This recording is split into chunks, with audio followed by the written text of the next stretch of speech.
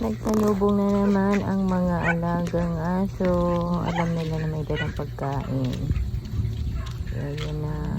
Kaya kung ganyan, parang kakaawa naman pupunta ka sa bundok, wala ka dalang pagkain.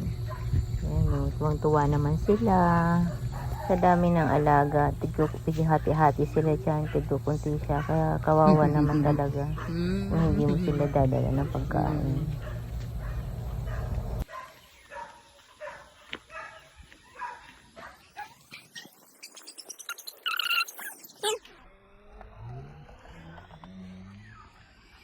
Ang bulok ko ba doon saan? Gano'n lang.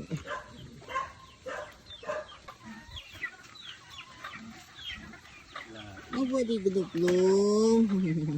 Ang balong-long-long. Ay, balok-lok-lok. Ay, pwede-pwede.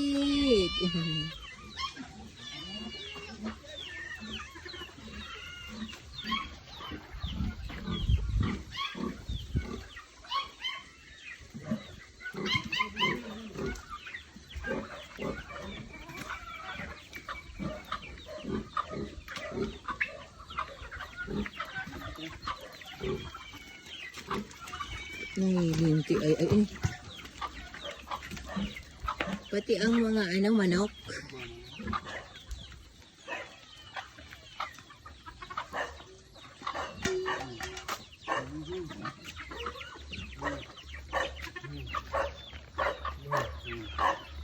Ilingon na si Pute. Ay! Ini ko tapos sa pigkagat ni ano. Naman na laog na dali. Laog na naman.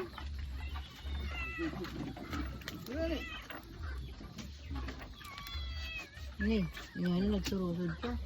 Kulang talaga. Dapat talaga ulit ang ubas.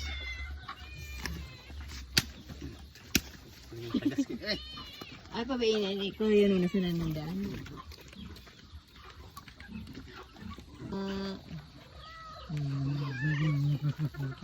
Ang pagkain nila. Dumana dali! Dumana! Dali dumana! Dumana! Ning! Dumana di na. Dumana.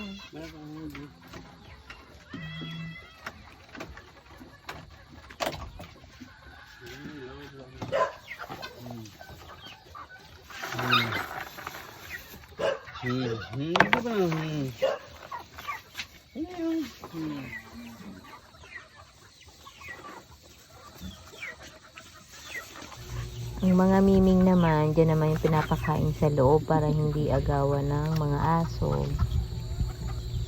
Ayan, pinagluluto pa yan ng papa ng pagkain. Ganyan niya kalab ang mga alagang pusa.